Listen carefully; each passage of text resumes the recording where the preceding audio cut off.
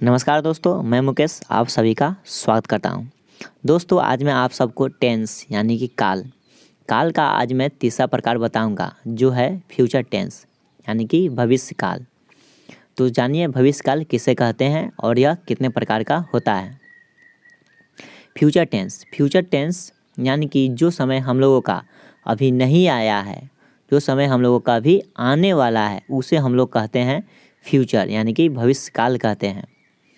तो यह future tense कितने प्रकार के होते हैं? तो फ्यूचर टेंस होते हैं 4 प्रकार के।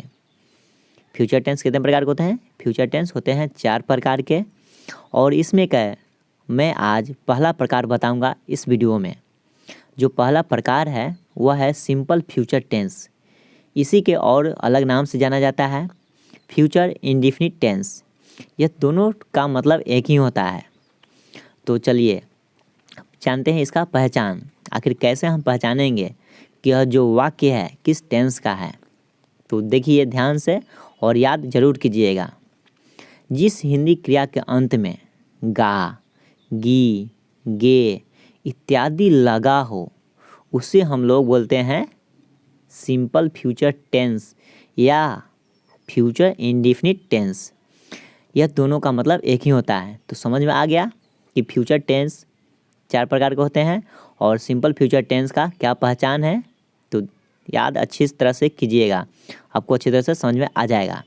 तो अब मैं आपको वाक्य के जरिए समझाता हूँ। तो देखिए, सबसे पहले हम लोग बनाते हैं अफर्मेटिव सेंटेंस, जिसका हिंदी मतलब होता है सकारात्मक वाक्य।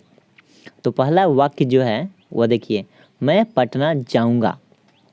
लास्ट में क्या लगा हुआ है? गा। यह जो पहचान दे रहा है वह दे रहा है फ्यूचर का। और दूसरा है वह सुबह में पढ़ेगी, इसमें भी लास्ट में लगा है गी, यानी कि ये भी दे रहा है फ्यूचर टेंस का पहचान। और तीसरा है हम लोग सोएंगे, ये भी दे रहा है फ्यूचर का ही पहचान। तुम लोग पत्र लिखोगे, ये भी जहाँ जा रहा है फ्यूचर में जा रहा है।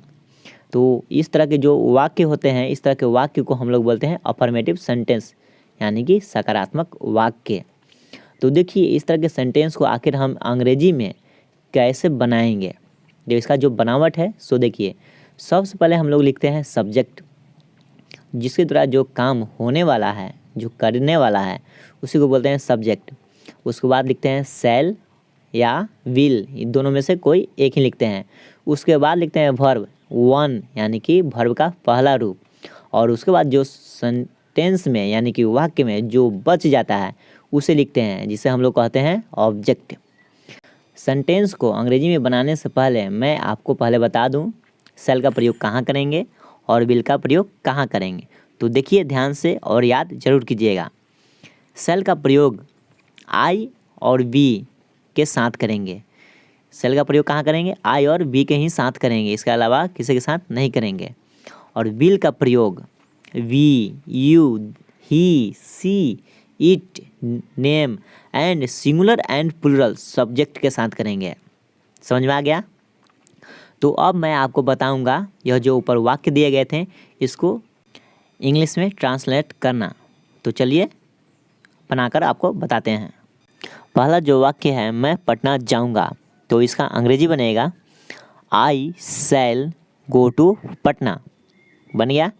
और दूसरा वाक्य है वह सुबह में पढ़ेगी, तो इसका अंग्रेजी बनेगा she will read in the morning, यह भी समझ में आ गया। और तीसरा वाक्य है हम लोग सोएंगे, तो इसका अंग्रेजी बनेगा वी शैल स्लीप, हो गया। और चौथा वाक्य है तुम लोग पत्र लिखोगे, तो you will write a letter. यह आपको अच्छी तरह से समझ में आ गया। तो इसके बाद जो बनाया जाता है सेंटेंस वह बनाया जाता है नेगेटिव सेंटेंस। तो देखिए नेगेटिव सेंटेंस इसका मतलब होता है नकारात्मक वाक्य। तो फर्स्ट नंबर एग्जांपल देखिए, मैं पटना नहीं जाऊंगा, बीच में आ गया नहीं, मैं पटना नहीं जाऊंगा, तो यह सेंटेंस कहलाएगा नेगेटिव सेंटेंस। दूसरा एग्जांपल देखिए, वह सुबह में नहीं पढ़ेगी, ये भी हो गया नेगेटिव सेंटेंस। तीसरा हम लोग नहीं सोएंगे, ये भी हो गया नेगेटिव सेंटेंस।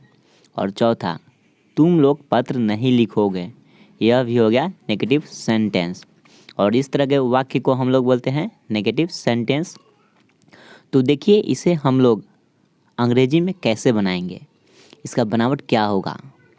तो इसका बनावट है सब्जेक्ट प्लस शैल ऑवली will plus not plus V1 यानी कि वर्ब का पहला रूप प्लस ऑब्जेक्ट हो गया।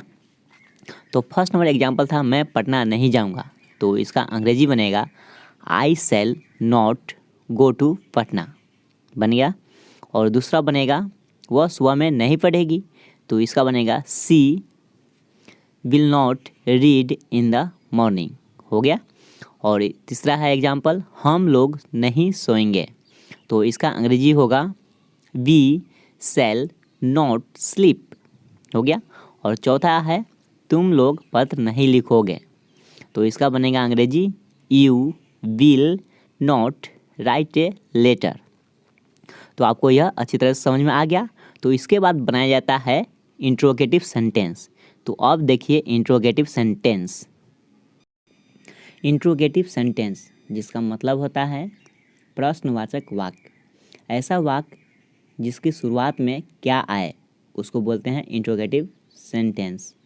तो फर्स्ट नंबर एग्जांपल है क्या मैं पटना जाऊंगा, लास्ट में क्वेश्चन मार्क निश्चित लगाइएगा और लगा रहता है इंट्रोगेटिव सेंटेंस में। दूसरा एग्जांपल है क्या वह सुबह में पढ़ेगी। तीसरा क्या हम लोग सोएंगे, क्या तुम लोग पत्र लिखोगे। तो इस तरह के वाक्य को हम लोग बोलते हैं इंट्रोगेटिव सेंटेंस। तो देखिए इसका बनावट आखिर कैसे हम बनाएंगे इसको अंग्रेजी में। तो बनावट है शैल ऑवली will plus subject plus verb का पहला रूप plus object plus question mark. आपको यह जरूर लगाना है। तो फर्स्ट नंबर एग्जांपल है मैं पटना जाऊंगा, तो इसका अंग्रेजी बनेगा शैल I go to Patna, last में क्वेश्चन मार्क आपको लगाना है। 2 नंबर एग्जांपल है क्या वह सुबह में पढ़ेगी, तो इसका अंग्रेजी बनेगा will see read in the morning, यह बन गया। और तीसरा एग्जांपल है क्या हम लोग सोएंगे, तो इसका अंग्रेजी बनेगा शैल वी स्लीप बन गया। और चौथा एग्जांपल है क्या तुम पत्र लिखोगे, तो इसका अंग्रेजी बनेगा will you write a letter. तो इस तरह बनाया जाता है इंट्रोगेटिव सेंटेंस को। इसके बाद बनता है इंट्रोगेटिव नेगेटिव सेंटेंस। तो देखिए इंट्रोगेटिव नेगेटिव सेंटेंस जिसका मतलब होता है प्रश्नवाचक नकारात्मक वाक्य। तो देखिए ऐसा वाक्य जिसमें शुरुआत में क्या लगा हो और उसके बीच में नहीं लगा हो, तो इस तरह के वाक्य को हम लोग बोलते हैं इंट्रोगेटिव नेगेटिव सेंटेंस। तो फर्स्ट नंबर एग्जांपल है क्या मैं पटना नहीं जाऊंगा। दूसरा एग्जांपल क्या वह सुबह में नहीं पढ़ेगी। तीसरा एग्जांपल क्या हम लोग नहीं सोएंगे। चौथा क्या तुम लोग पत्र नहीं लिखोगे। तो इस तरह के वाक्य को हम लोग बोलते हैं इंट्रोगेटिव नेगेटिव सेंटेंस। तो देखिए इसको अंग्रेजी में कैसे बनाएंगे। तो इसका बनावट है शैल ऑवली will plus subject plus not plus V1 plus object plus question mark. आपको इंट्रोगेटिव सेंटेंस में और इंट्रोगेटिव नेगेटिव सेंटेंस में आपको क्वेश्चन मार्क लगाना ही है, यह कंपलसरी है। तो फर्स्ट नंबर एग्जांपल था क्या मैं पटना नहीं जाऊंगा, तो इसका अंग्रेजी होगा shall I not go to Patna, last में क्वेश्चन मार्क। दूसरा एग्जांपल है क्या वह सुबह में नहीं पढ़ेगी, तो इसका अंग्रेजी बनेगा will see not read in the morning. तो तीसरा नंबर एग्जांपल है क्या हम लोग नहीं सोएंगे, तो इसका अंग्रेजी बनेगा shall we not sleep. 4 number example क्या तुम लोग पत्र नहीं लिखोगे, तो इसका अंग्रेजी बनेगा will you not write a letter. तो इस तरह के वाक्य को हम लोग बोलते हैं इंट्रोगेटिव नेगेटिव सेंटेंस। इसके बाद मैं आपको बताऊंगा WH फैमिली वाले सेंटेंस। तो देखिए WH फैमिली वाले वाक्य। WH फैमिली सेंटेंस इसका मतलब होता है WH से शुरू होने वाले वाक्य जो प्रश्नवाचक होते हैं। यह इंट्रोगेटिव के अंदर ही आता है, लेकिन हमने इसको अलग कर दिया आप लोगों को समझाने के लिए। तो ऐसा वाक्य जिसके बीच में क्यों, कब, कैसे, कहाँ इस तरह का लगा रहे, तो वैसे वाक्य को हम लोग बोलते हैं WH फैमिली वाले वाक्य। तो फर्स्ट हमारे एग्जाम्पल समझिए। मैं पटना क्यों जाऊँगा, आ गया बीच में क्यों, तो ऐसे वाक्य को हम लोग बोलते हैं WH फैमिली वाले वाक्य। दूसरा एग्जाम्पल, वह सुबह में कब पढ़ेगी, यह हो गया। 3 नंबर, हम लोग कहाँ सोएंगे, यह 3 नंबर। और 4 नंबर, तुम लोग पत्र कैसे लिखोगे। तो इस तरह के वाक्य को हम लोग बोलेंगे WH फैमिली वाले वाक्य। तो देखिए इसका बनावट, तो इसका बनावट है WH प्लस सेल अवली will plus subject plus V1 plus object और प्लस क्वेश्चन मार्क आपको इसमें लगाना ही है। तो WH का पहले मतलब समझ लीजिए कि हम कैसे पहचानेंगे। तो WH का मतलब यानी कि W से शुरू होता है क्या, यानी कि व्हाट मतलब क्या, when यानी कि कब, why मतलब क्यों, where मतलब कहाँ, और H मतलब हाउ मतलब कैसे, etc ऐसे ही रहता है WH वाले फैमिली वाले वाक्य। तो देखिए अब मैं आपको बताऊंगा कि यह जो सेंटेंस दिया है इसको अंग्रेजी में कैसे बनाएंगे। तो देखिए अंग्रेजी में फर्स्ट नंबर एग्जांपल है, मैं पटना क्यों जाऊंगा। तो इसका अंग्रेजी बनेगा why shall I go to Patna, और लास्ट में क्वेश्चन मार्क आपको लगाना ही है। 2 नंबर एग्जांपल है, वह सुबह में कब पढ़ेगी। तो बनेगा इसका अंग्रेजी when will see read in the morning, ये हो गया। और लास्ट में क्वेश्चन मार्क। 3 नंबर, हम लोग कहाँ सोएंगे।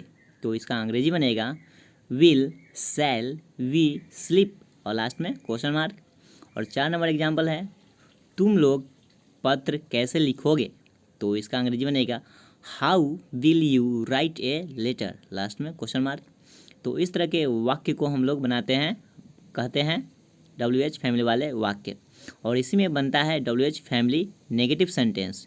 तो अब वह देख लीजिए, और यह लास्ट है। तो WH family negative sentence, WH family प्रश्नवाचक नकारात्मक वाक्य, ऐसा वाक्य जिसमें के वाक्य में क्यों भी हो, कैसे भी हो, और उसमें नहीं लगा हो। तो इस तरह के वाक्य को हम लोग बोलते हैं WH फैमिली प्रश्नवाचक नकारात्मक वाक्य। तो फर्स्ट हमारे एग्जाम्पल से समझिए, मैं पटना क्यों नहीं जाऊंगा। देखिए इसमें क्यों भी आ गया और नहीं भी आ गया। तो इस तरह के वाक्य को हम लोग कहते हैं WH फैमिली नेगेटिव सेंटेंस। तो 2 नंबर एग्जाम्पल है, वह सुबह में कब नहीं पढ़ेगी, ये हो गया। और 3 नंबर, हम लोग कहाँ नहीं सोएंगे, ये हो गया। और 4 नंबर, तुम लोग पत्र कैसे नहीं लिखोगे। तो इस तरह के वाक्य को हम लोग कहते हैं WH फैमिली नेगेटिव सेंटेंस। अब देखिए इसका बनावट आखिर अंग्रेजी में कैसे बनाएंगे। तो इसका बनावट है WH प्लस शैल अवली will plus subject plus not plus V1 plus object और प्लस क्वेश्चन मार्क। आपको क्वेश्चन मार्क इसमें देना ही है। तो फर्स्ट नंबर एग्जांपल है, मैं पटना क्यों नहीं जाऊंगा। तो इसका अंग्रेजी बनेगा why shall I not go to Patna, और लास्ट में क्वेश्चन मार्क। 2 नंबर, वह सुबह में कब नहीं पढ़ेगी। तो इसका अंग्रेजी बनेगा when will see not read in the morning, ये हो गया। और 3 नंबर है, हम लोग कहाँ नहीं सोएंगे। तो इसका अंग्रेजी बनेगा where shall we not sleep, ये हो गया। और 4 नंबर है, तुम लोग पत्र कैसे नहीं लिखोगे। तो इसका अंग्रेजी होगा how will you not write a letter. तो इसी तरह से हम लोग सेंटेंस बनाते हैं, और हर एक टेंस में इतना ही सेंटेंस बनाया जाता है। तो उम्मीद करता हूँ दोस्तों कि आपको यह टेंस अच्छी तरह से समझ में आ गया होगा। अगर दोस्तों आ गया होगा तो अपने दोस्तों में ज़रूर शेयर कीजिएगा, और हमारी वीडियो को लाइक शेयर कमेंट जरूर कीजिएगा। और पहली बार आए होइएगा हमारे चैनल को, तो हमारे चैनल को भी सब्सक्राइब कर लीजिएगा, ताकि आपको ऐसे ही इंग्लिश से रिलेटेड सारी वीडियो आपको टाइम पर मिलती रहे। तो मिलते हैं नेक्स्ट वीडियो में, तब तक जय हिंद।